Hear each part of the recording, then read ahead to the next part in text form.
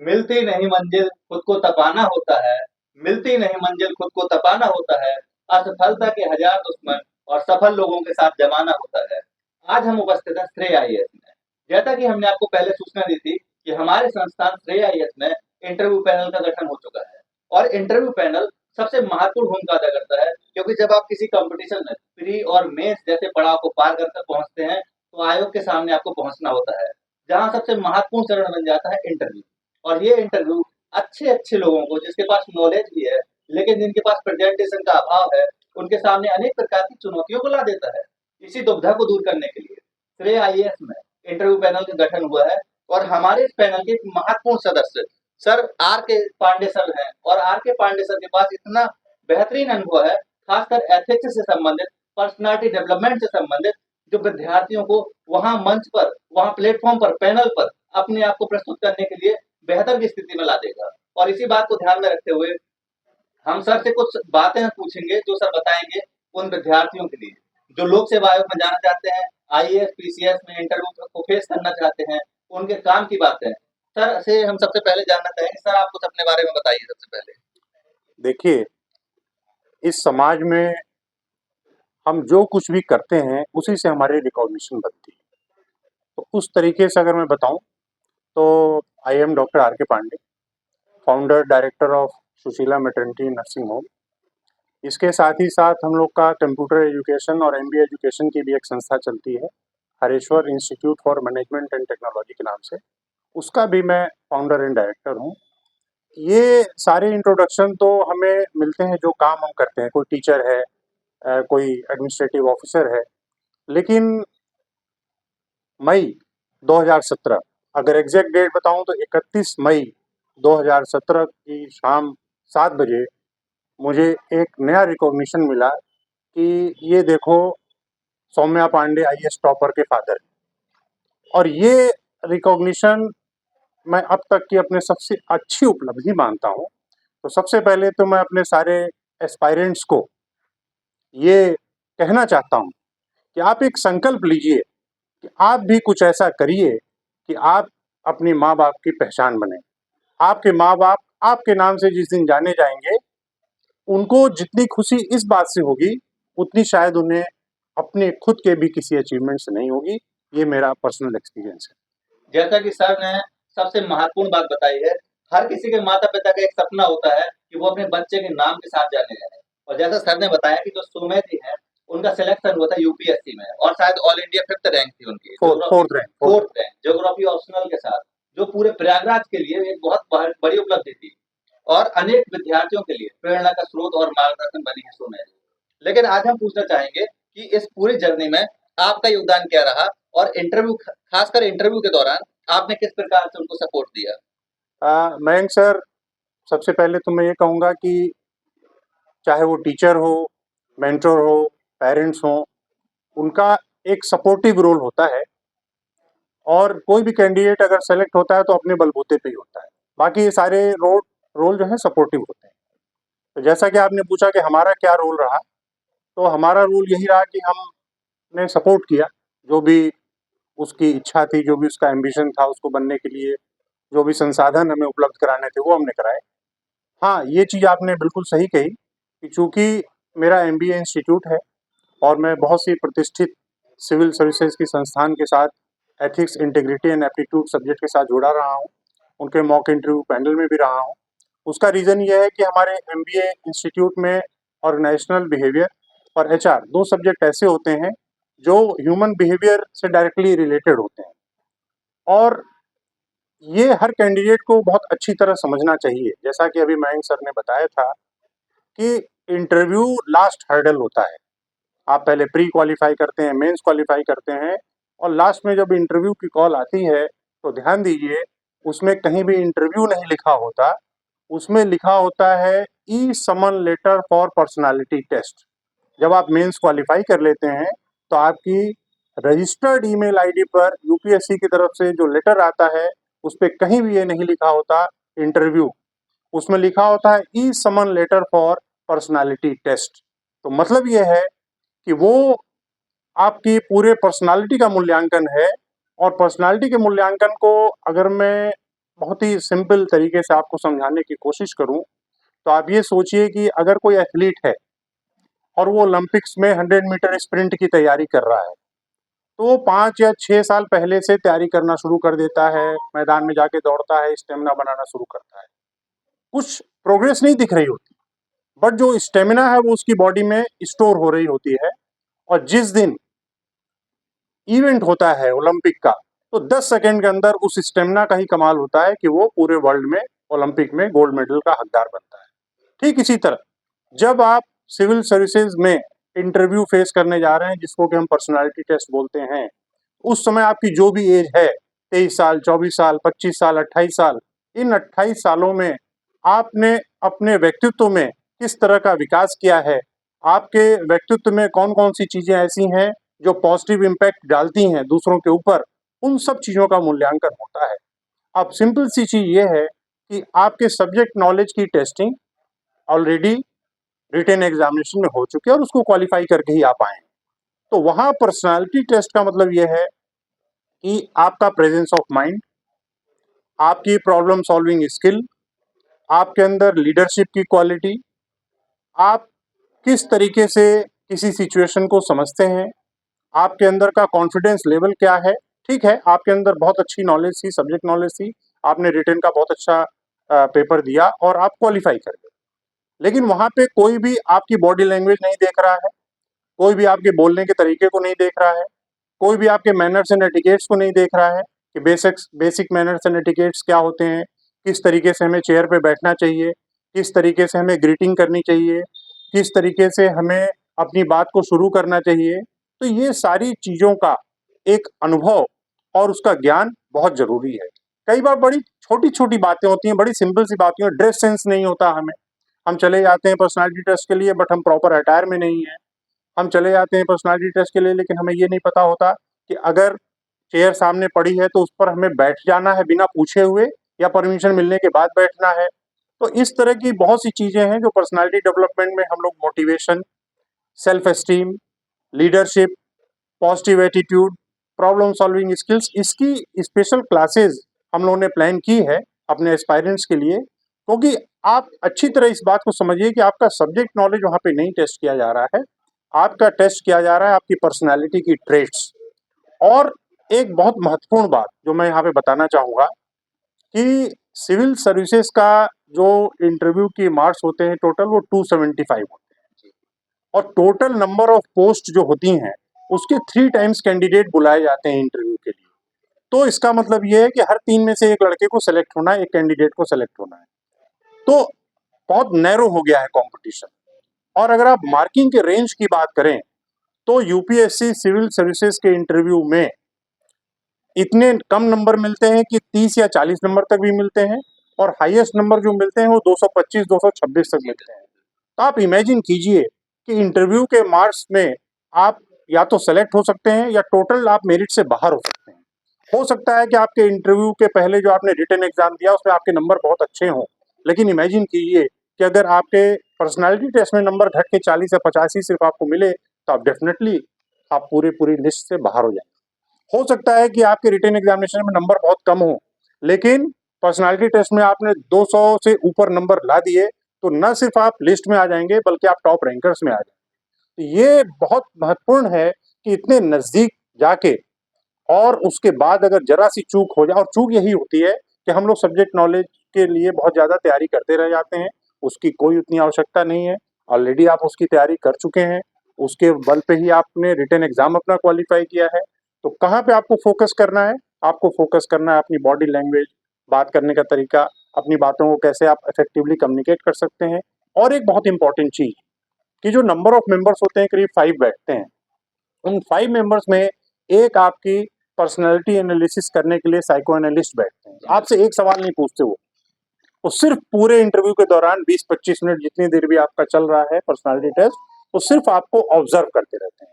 आपकी body language, आपने जो बात कह रहे हैं उसके अंदर आपका कन्विक्शन है कि नहीं, आप उसमें सेल्फ एश्योर्ड हैं कि नहीं, और इन सब चीज़ों के बेसिस पे ही मार्क्स होते हैं। तो ये बहुत ज़रूरी है कि हम इन बारीकियों को समझें, इनकी अलग से कुछ स्पेशलाइज्ड स्पेसिफिक क्लासेस लें, और जब हम इन चीज़ों को दिमाग में रखेंगे तो डेफिनेटली हमारा परफॉर्मेंस औरों से बेहतर होगा। जैसा कि सर ने अभी बताया आपको कि पर्सनालिटी टेस्ट के अंतर्गत किस प्रकार की बारीकियों को ध्यान में रखा जाता है, आप कैसे एंट्री करते हैं, आप बैठते कैसे हैं, आपका आई कॉन्टैक्ट किस प्रकार का रहता है या फिर आप उनके आंसर को किस प्रकार से लेते हैं, किस प्रकार से आंसर आप रिप्लाई करते हैं। इन सारी चीज़ों का बहुत ही अधिक इम्पोर्टेंट होता है और सर ने जैसा कि ये भी कहा कि रिटन एग्ज़ाम में आपने अपने नॉलेज स्किल को दिखा दिया है, लेकिन आपका जो प्रेज़ेंटेशन है, उसको आप शायद नहीं गहराई से दिखा पाते हैं, इसलिए कुछ अभ्यर्थियों को 30-40 नंबर भी मिलते हैं और कुछ अभ्यर्थी 225 के समथिंग भी पहुँचते हैं। ये सारी बारीकियाँ आप इसलिए बताई जा रही हैं, ताकि आप ये समझ लें कि इस एग्ज़ाम में आपने नॉलेज हासिल किया है, लेकिन उस नॉलेज को कहाँ पर कैसे प्रेज़ेंट करना है, ये भी आपको जानना बहुत ज़रूरी है। और सर का तो वैसे इस फील्ड में व्यापक अनुभव है, एथिक्स से संबंधित एटीट्यूड हो, एप्टीट्यूड हो, चाहे आपका बिहेवियर चेंज हो या फिर पर्सनैलिटी को लेकर कोई बेसिक टिप्स हो, ये सारी चीज़ें सर आपको बहुत अच्छे से दे सकते हैं। हम सर ये जानना चाहते हैं, जैसे कहा जाता है कि बहुत अधिक पढ़े-लिखे अधिकारियों की अपेक्षा बहुत एथिकल जो अधिकारी होते हैं, वो ज़्यादा बेहतर होते हैं समाज के लिए। तो एथिक्स आपका चूँकि सब्जेक्ट भी है, तो एथिक्स को लेकर आप क्या कहना चाहेंगे कि विद्यार्थियों में एथिक्स किस प्रकार से पढ़नी चाहिए और इंटरव्यू के दौरान आपकी एथिक्स किस प्रकार से उनको समझ में आए? कैसे आप अपना व्यवहार रखें? इसको लेकर आप क्या कहेंगे? देखिए, मेरा तो ये मानना है कि एथिक्स अपने आप में जीवन का वो गूढ़ रहस्य है कि जिसको अगर एक बार हमने समझ लिया और अपनी लाइफ़स्टाइल में अडॉप्ट कर लिया, तो उससे बड़ा मेंटल पीस कुछ हो नहीं सकता। क्योंकि एथिक्स का मतलब ही है कि हम बिल्कुल सही काम करें। बिल्कुल, बिल्कुल। अब कई बार लाइफ में ऐसी सिचुएशन आती है जिसमें एथिकल डिलेमा की सिचुएशन बन जाती है, दुविधा जिसको हम बोलते हैं कि कोई काम है वो सही भी है और नियम के अनुसार गलत है। तो इस तरह की सिचुएशन जब आप एक एडमिनिस्ट्रेटिव ऑफिसर हैं तो आपके सामने कई बार आएंगी। सपोज करिए एक बहुत ही निराश हताश बुजुर्ग महिला आप एसडीएम के रूप में बैठे हैं, आपके पास आई अपनी कोई समस्या लेके, उसकी पेंशन से रिलेटेड समस्या है या कोई ऐसी समस्या है जो नियम विरुद्ध है, लेकिन सामाजिक परिवेश को देखते हुए उसकी हेल्प करना भी जरूरी है। तो ऐसे में एक एथिकल डिलेमा की सिचुएशन उपस्थित होती है, हमारे सामने आती है और वहीं पर हमारी ये काबिलियत होती है कि हम नियमों को नजरअंदाज किए बिना हम किस तरीके से उसकी हेल्प करें। उसके बहुत सारे तरीके होते हैं और जब धीरे धीरे आप इन चीज़ों को अपने लाइफस्टाइल में अडॉप्ट करते हैं तो आप उनको फॉलो कर पाते हैं। सर, हमारा संस्थान श्रेय आईएएस जो इंटरव्यू पैनल की शुरुआत करने जा रहा है, जिसके आप भी एक मेंबर हैं और एक इम्पोर्टेंट मेंबर हैं। तो आप क्या देखते हैं कि हमारे पैनल किस प्रकार से अभ्यर्थियों का सहयोग कर पाएगा? पीसीएस में जो प्री मेंस क्वालीफाई कर जाते हैं, साथ में यूपीएससी में जो प्री मेंस क्वालीफाई करते हैं, वो इंटरव्यू में हमारे संस्थान में आकर किस प्रकार से लाभान्वित हो सकते हैं और हम लोग उनको क्या बेहतर दे सकते हैं? देखिए, श्रेय आईएएस का पूरा जो इंटरव्यू गाइडेंस प्रोग्राम है बहुत ही कॉम्प्रिहेंसिव है और इसको बड़े सिस्टमेटिक तरीके से पैनल के स्पेशलिस्ट लोगों ने मिलकर बनाया है। इसमें प्लानिंग कुछ इस प्रकार की है कि हम जो इंटरव्यू पैनल बैठता है उनके पुराने सालों के क्या एक्सपीरियंस रहे, किस तरह के वो सवाल पूछते हैं, तो उसमें कॉम्बिनेशन जैसा कि मैंने आपको बताया, कुछ तो आपके सब्जेक्ट के स्पेशलिस्ट होते हैं तो एक आध सवाल सब्जेक्ट के भी पूछे जाते हैं। लेकिन इधर भी जो ट्रेंड चला है, अगर हम यूपी पीसीएस की बात करें तो यूपी से रिलेटेड सवाल बहुत ज़्यादा पूछे जाते हैं और इसके लिए हम लोगों ने एक और स्पेशल स्ट्रेटेजी बनाई है कि जब भी आप यूपीएससी या पब्लिक सर्विस कमीशन का इंटरव्यू फेस करने जाते हैं तो उसके पहले आप एप्लीकेशन भरते समय एक डैफ भरते हैं जिसको हम बोलते हैं डिटेल्ड एप्लीकेशन फॉर्म। उस डैफ में आप अपनी हॉबीज, अपना इंटरेस्ट, आप किस सिटी से बिलोंग करते हैं, स्कूल या कॉलेज लेवल पे आपको किस किस तरीके के प्राइज मिले, इन सारी चीज़ों को आपको उसमें भरना होता है। तो इसमें हम लोग इस बात पे बहुत ज़्यादा एम्फेसिस करेंगे कि आप जिस भी पर्टिकुलर सिटी से बिलोंग करते हो उस सिटी के बारे में आपकी बहुत नॉलेज बहुत ही डीप हो, वहाँ की हिस्टोरिकल नॉलेज, वहाँ की जो भी फेमस चीज़ें हैं उनसे रिलेटेड आपकी नॉलेज बहुत अच्छी होनी चाहिए, क्योंकि आप ये मान के चलिए, एक्सपेक्ट करके चलिए कि उस पर सवाल पूछे जाएंगे। दूसरा, जैसा कि अभी मयंक सर बोल रहे थे कि इधर बीच एक ट्रेंड चला है केस स्टडीज टाइप के सवाल पूछने का। जैसे कि आपसे पूछा जा सकता है कि करंट में जैसे इस समय महाकुंभ चल रहा है, जी। तो महाकुंभ से रिलेटेड आप हो सकता है क्राउड मैनेजमेंट के ऊपर प्रोग्राम पूछ लिए जाए, महाकुंभ में किस तरह पॉल्यूशन को कंट्रोल किया जा रहा है इसके ऊपर प्रोग्राम पूछ लिए जाए, किस तरह से डिजास्टर मैनेजमेंट की समस्या कोई आती है तो उसको कैसे सॉल्व किया जाए। तो केस स्टडीज से रिलेटेड सवाल के लिए हम लोगों ने स्पेशल टीम बनाई है। हमारे यहाँ के जो स्पेशलिस्ट टीचर हैं वो इससे रिलेटेड केस स्टडीज के सवाल न सिर्फ पूछेंगे बल्कि उसका समाधान कैसे करना है, उसका कैसे आंसर देना है, उसके बारे में भी बताया जाएगा। एथिक्स और एथिकल डिलेमा के ऊपर भी काफ़ी सवाल आजकल पूछे जाते हैं उसकी केस स्टडी बना के। तो उस तरह की चीज़ों को, उस तरह की सिचुएशन को भी हम लोग अलग से फोकस करने का एक हम लोगों ने स्ट्रेटेजी बनाई है। और इसके अलावा पर्सनालिटी डेवलपमेंट पे भी हम लोगों ने सोचा है कि कुछ लेक्चर्स पर्सनालिटी डेवलपमेंट से रिलेटेड भी होंगे, जिसमें आपका motivation, self esteem, attitude, positive attitude, इन सब चीज़ों पर भी, या पर्सनालिटी का क्या मतलब है, अगर एक अच्छी पर्सनालिटी, अच्छे व्यक्तित्व का पर्सन है तो उसके अंदर क्या होता है। तो आपसे यही अगर कोई पूछ ले कि how will you define a good personality, तो बहुत सारे लोग इसका आंसर नहीं दे पाए। बिल्कुल सर, सही कहा। और अगर इसको सम अप किया जाए तो पर्सनालिटी का मतलब होता है कि personality is the sum total of all physical, mental, emotional attitude and their motivational factors. तो इसमें सारी चीजें आ गई, फिजिकल, मेंटल, इमोशनल। अब यहाँ मेंटल का मतलब है आपका थॉट प्रोसेस, बिल्कुल सर, सही कि आप सोचते कैसा हैं। और सोचने की अगर हम बात करें तो इस दुनिया की बड़ी से बड़ी सक्सेस स्टोरी जो है वो थॉट में ही तो छिपी है। बिल्कुल सही कह रहे हैं। कहीं पे भी अगर हम सक्सेस पाते हैं तो पहले हमारे दिमाग में एक आइडिया आता है, और उस थॉट पर, आइडिया मतलब थॉट, और उस थॉट पर जब हम रेगुलर वर्क करना शुरू करते हैं, मेहनत करना शुरू करते हैं, तो एक दिन वो रियलिटी में कन्वर्ट होता है। सपोज करिए हमने सोचा कि हमें जो है आईएएस ऑफिसर बनना है, तो एक थॉट है।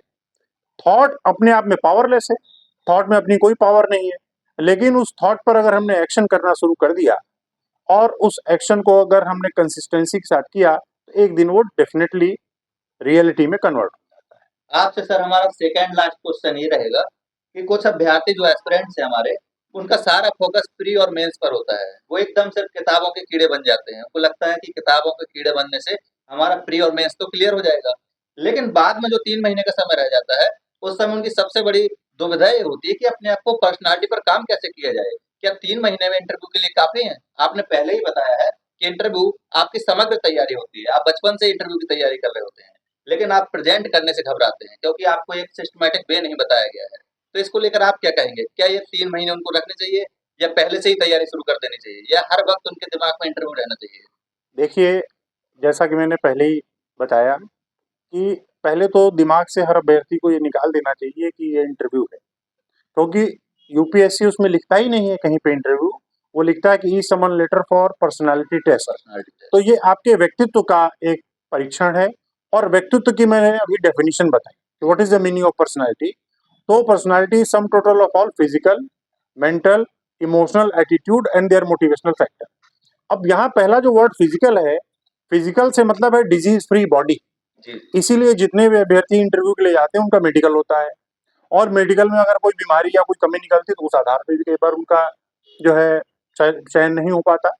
तो डिजीज फ्री रखने के लिए बहुत सिंपल चीज़ है, आपका एक प्रॉपर रूटीन होना चाहिए। आपका खाने का टाइम, सोने का टाइम, आपकी डाइट बैलेंस होनी चाहिए। इतना एक नॉलेजेबल आदमी को पता होना चाहिए कि हमें क्या खाना है, क्या नहीं खाना है, क्या पीना है, क्या नहीं पीना है। आज जो युवाओं में इतनी समस्याएं फैल रही हैं नशा की और ड्रग एडिक्शन की, प्लस ये आप जो गुटखा और पान है इसको भी एक तरह का नशा ही मानिए, ये भी बहुत हार्मफुल है। उसमें लिखा होता है कि tobacco is injurious to health, it causes cancer, फिर भी हम उसको खाते हैं। तो ये अगर एक अच्छे व्यक्तित्व का इंसान जानता है कि मुझे अपनी हेल्थ ठीक रखनी है, क्योंकि अगर हम हेल्दी नहीं हैं तो हम रहते कहाँ पे हैं? बेसिक क्वेश्चन ये अगर मैं आपसे पूछूं कि आप कहाँ रहते हैं, तो ये कहना गलत है कि मैं जो हूँ घर में रहता हूँ। हम अपने शरीर के अंदर रहते हैं। तो जिस जगह पे हम रहते हैं अपने शरीर के अंदर, अगर हम यही नहीं सोच सकते कि इसको हमें हेल्दी रखना है, तो हम दूसरों के बारे में क्या सोचें। तो व्यक्तित्व का जो पहला है फिजिकल, उसका मतलब यही है कि डिजीज फ्री बॉडी, और ये यूपीएससी भी आपसे एक्सपेक्ट करता है। तो दूसरा आया फिजिकल के बाद मेंटल, जैसा मैंने बताया कि आपका थॉट, कि आपकी क्वालिटी ऑफ थॉट क्या है, आप सोचते कैसा हैं, आप क्या सोच रहे हैं, कैसे सोच रहे हैं। क्योंकि जैसा आपका सोचने का तरीका होगा वैसा ही आपका एक्शन होगा, और जैसा आपका एक्शन होगा वैसे ही रिजल्ट आएगा। तो अगर आपकी सोचने का तरीका अच्छा है, पॉजिटिव है, सकारात्मक है, सॉल्यूशन ओरिएंटेड है, प्रॉब्लम सॉल्विंग आपका है तरीका सोचने का, तो आप हर परिस्थितियों में कोई ना कोई प्रॉब्लम सोच लेंगे। और यही एक एडमिनिस्ट्रेटिव ऑफिसर से उम्मीद की जाती है कि आपको पूरे जिले की कमान दी गई है, तो जिले की समस्याओं का आप समाधान करें। अगर खुद ही आप समस्याओं में उलझे रहेंगे तो दूसरों का समाधान कैसे करें? अंतिम क्वेश्चन हम सर से पूछना चाहेंगे। सर हमारे संस्थान श्रेय आईएएस में जुड़े हुए हैं और सर एथिक्स के टीचर हैं और एथिक्स का सर का जो अनुभव है, खासकर ह्यूमन रिसोर्सेज को लेकर या पर्सनालिटी डेवलपमेंट को लेकर या फिर एटीट्यूड एप्टीट्यूड जैसे महत्वपूर्ण विषय जो व्यक्ति के जीवन के एक महत्वपूर्ण हिस्से होते हैं, उनको लेकर सर का जो अनुभव है, तो सर आप उन अभ्यर्थियों को क्या कहना चाहेंगे जो एथिक्स आपसे ऑप्शनल करना चाहते हैं या फोर्थ पेपर के रूप में आपसे पढ़ना चाहते हैं, उनको लेकर आप क्या कहना चाहेंगे? मैं उनसे यही कहूंगा और चैलेंज के साथ कहूंगा। सपोज करिए एक क्लास में 100 स्टूडेंट्स हैं और मैंने कोई केस स्टडी का उनको सवाल दिया, तो 100 के 100 बच्चे अलग आंसर लिखेंगे। मानते हैं इस बात को? बिल्कुल बिल्कुल सर। अगर केस स्टडी का मैंने कोई सवाल दिया तो 100 के 100 बच्चे 100 तरीके का आंसर लिखेंगे और सारे के सारे आंसर सही भी हो सकते हैं। तो फिर मूल्यांकन कैसे होता है कि कौन सा बच्चा ऐसा है जिसको नंबर अच्छे दिए जाएं? उस मूल्यांकन में ही रोल हमारी क्लासेस का आता है, क्योंकि हम उस बच्चे को इस तरह के टिप्स देते हैं कि वो सही मूल्यांकन करके जो भी उसका आंसर हो, सबसे पहली बात है विद इन कॉन्स्टिट्यूशन होना चाहिए, विद इन फ्रेमवर्क ऑफ हमारा इंडियन लॉ सिस्टम होना चाहिए, पहली चीज। क्योंकि एथिक्स में इमोशनल होके कई बार हम ऐसे आंसर भी लिख जाते हैं जिसमें ये तो दिखता है कि हमारा हेल्पिंग एटीट्यूड है, बट उस हेल्पिंग एटीट्यूड में कहीं ना कहीं हम कॉन्स्टिट्यूशनल गाइडलाइंस को नज़रअंदाज कर जाते हैं या फिर हमारा जो फ्रेमवर्क ऑफ लॉ है उसको नज़रअंदाज कर जाते हैं। तो यहीं पर हम लोग का बहुत इंपॉर्टेंट रोल है, स्पेशली मेरी क्लासेस का, कि हम उनको ये सिखाते हैं कि कानून के दायरे में रह के, कॉन्स्टिट्यूशन के दायरे में रह के आपको कैसे एथिकल रहना है। अपने इमोशंस को ओवर पावर नहीं होने देना है कि वो आपके डिसीजंस को ओवर पावर करें। इमोशनल होना मनुष्य के लिए बहुत जरूरी है, लेकिन उससे भी ज्यादा जरूरी है इमोशनली बैलेंस्ड होना। क्योंकि अगर हमारे इमोशन का रिमोट कंट्रोल किसी और के हाथ में होगा तो ये एक डेंजरस सिचुएशन है। हमारे इमोशन का कंट्रोल हमारे हाथ में होना चाहिए और एथिकल लिविंग में ये एक बहुत इंपॉर्टेंट चीज है। आज की हमने विशेष बातचीत में doctor R K Pandey sir से बातचीत की है और सर से हमको भी बहुत कुछ सीखने को मिला है, बारीकियों को हमने भी समझा है और आप क्लास करने आएंगे तो आपका भी अनुभव कुछ ऐसा ही रहेगा। और सर आपसे बातचीत करके, आपसे रूबरू होकर बहुत ही आनंदित महसूस कर रहे हैं और हमारा सौभाग्य है कि आज हमको आपसे बातचीत करने का, वो भी ऐसे प्लेटफॉर्म पर बातचीत करने का अवसर प्राप्त हुआ। बहुत बहुत धन्यवाद सर आपका। आपका भी बहुत बहुत धन्यवाद, क्योंकि हम लोग जिस स्टेज पर हैं उस स्टेज पर हम लोगों ने जो कुछ भी अपने टाइम पे किया, ईश्वर ने बहुत मदद की। बच्चे क्या, मतलब एक ही बच्ची है सौम्या पांडे, वो भी अपने पहले अटेम्प्ट में ही ऑल इंडिया रैंक 4 में टॉप किया। तो अब हमारे लिए भी एक बहुत सौभाग्य का विषय है कि हमें बच्चों से साथ इंटरेक्शन करने का मौका मिलता है, उन्हें पढ़ाने का मौका मिलता है, क्योंकि ये हमारे लिए प्रोफेशन नहीं, ये मेरा पैशन है। और जब भी किसी चीज़ को आप अपना पैशन बना लेते हैं तो उस काम में आप एक्सीलेंट होते हैं, यही मेरा मानना है।